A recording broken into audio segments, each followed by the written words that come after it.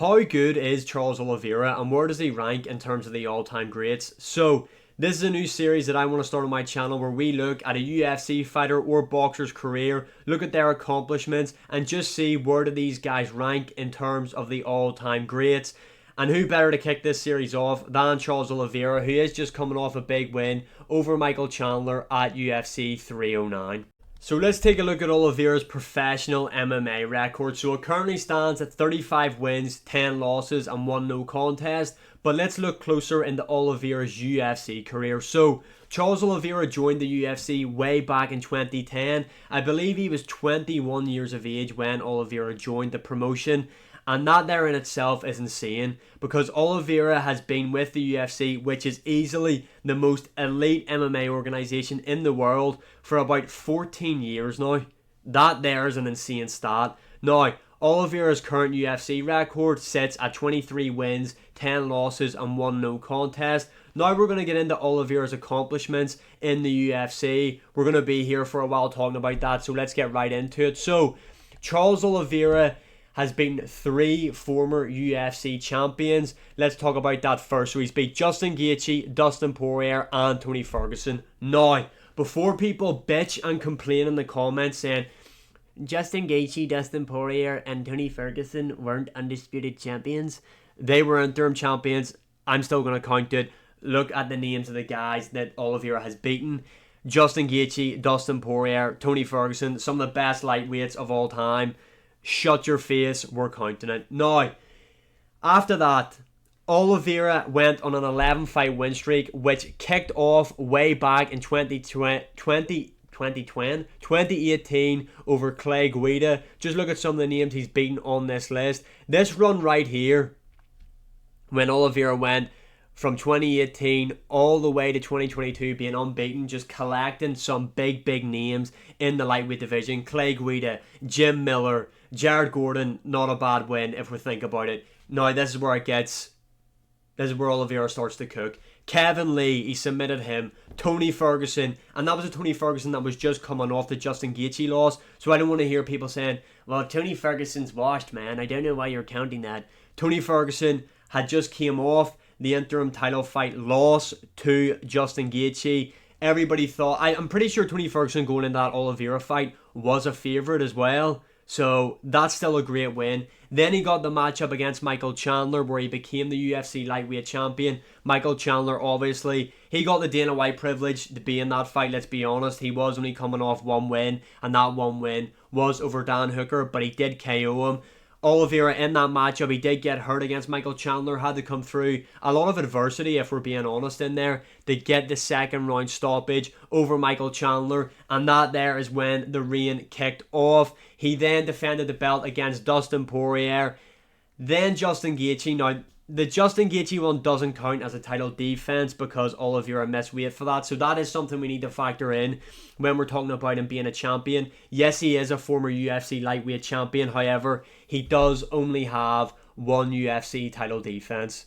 Now let's get back to talking about Oliveira's UFC record. So Charles Oliveira, like I said earlier, currently has a UFC record of 23 wins, 10 losses and 1 no contest. Out of those 23 wins, 20 of them have came by way of finish for Charles Oliveira inside the UFC. Oliveira currently has 4 wins coming by KO and 15 wins coming by submission.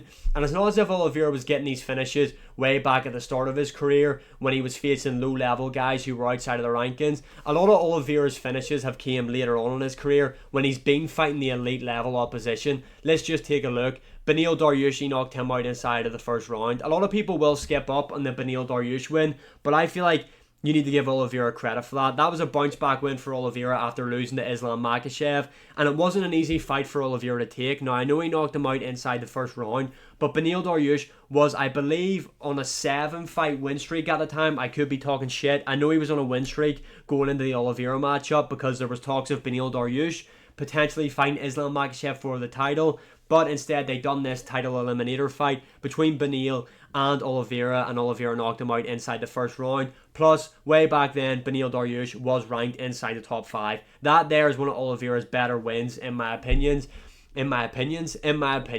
Now let's look on He obviously lost to Islam Makhachev. Let's go below that. He submitted Justin Gaethje in the first round.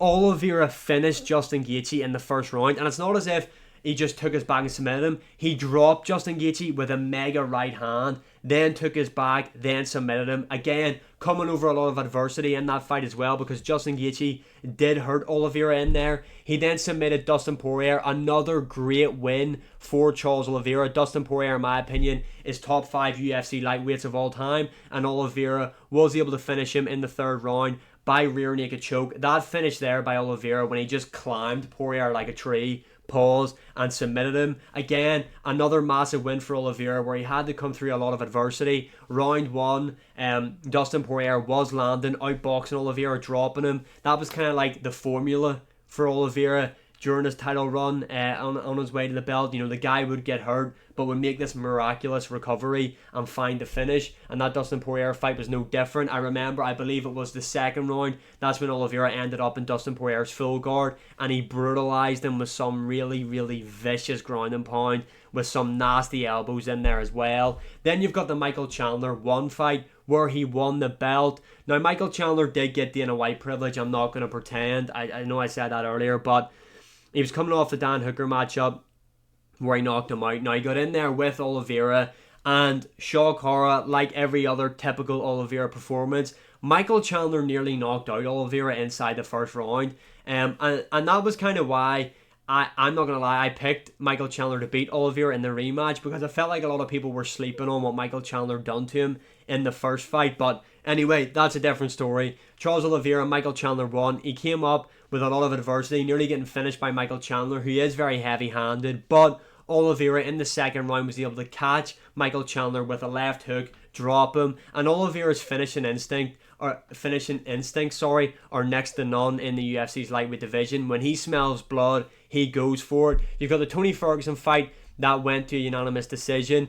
He almost, like, if it was anybody else, that would be a submission win with the armbar. He had Tony Ferguson in. It was brutal. It just showed how tough Tony Ferguson was, or Tony Ferguson is, not was, he still is. He nearly broke Tony Ferguson's arm in there. If that was anybody else, that would be a submission win. Let's not kid ourselves here. Anybody else, Oliveira would have made them tap with that. Kevin Lee, this was, I believe, the first one the UFC done during the pandemic, the COVID, you know, when the world had to shut down because of the cold. Kevin Lee, I remember this fight actually. Oliveira caught him with a guillotine, and Kevin Lee tapped and pretended like he didn't tap, but it was clear as day that he tapped. Very, very weird. But yes, like I said, Oliveira's record currently stands at 23 wins, 10 losses, 1 no contest. 20 out of those 23 wins have came by way of finish. Another stat that I want to add in, just to finish off talking about Oliveira's accomplishments and stats, is that Oliveira has headlined 6 UFC cards, whether that be fight nights or pay-per-views.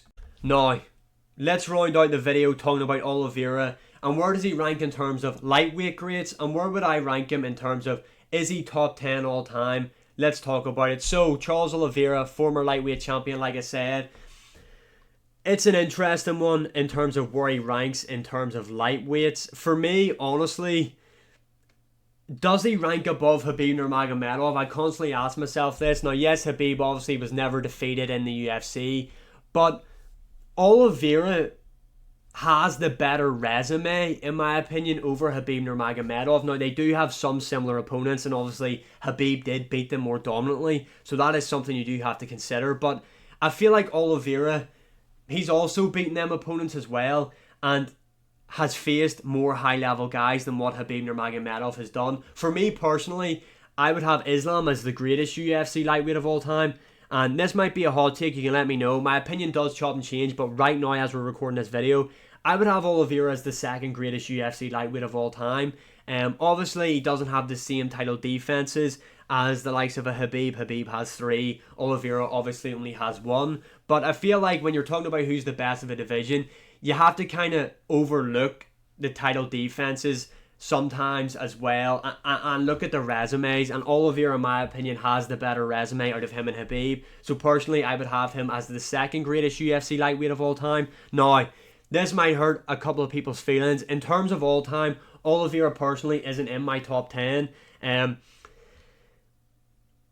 Yeah, I just can't put him in there. He's got 10 losses. Obviously, he has lost to some high-level guys, Max Holloway being one of them, Islam Makhachev being another. Arman Sorokin's not a bad loss either. But there are some other losses that Oliveira has. Paul Felder isn't a bad loss, but the way he lost to Paul Felder just isn't great. Oliveira kind of went from some who people consider to be a quitter at one point in his career, especially when he was at featherweight. To be honest, Oliveira is like wine. The guy's gotten better with age. The move to the lightweight division has done Charles Oliveira the world of good. He became champion up there, and he really built into the lightweight weight class. His frame is best suited for there. I don't know how the guy made it featherweight, considering he does struggle at the lightweight weight limit as well. But no, Oliveira, in my opinion, he's had a great UFC career. I think he will continue to get great wins in the UFC. I don't think he'll ever be UFC champion again. I do believe he is the second greatest UFC lightweight of all time. I don't believe he's top 10 all time, but you can let me know your opinions in the comments below. And also let me know which fighter you want me to talk about next, whether that be in boxing or MMA. This is a series I want to start up to be a bit more interactive with you guys and get my opinions out there and see what we think. Let's get a discussion going. Where is Oliveira in terms of all time? Where is he in terms of the lightweight division? Like, share, subscribe, comment, all that good stuff, and I'll see you again in the next one.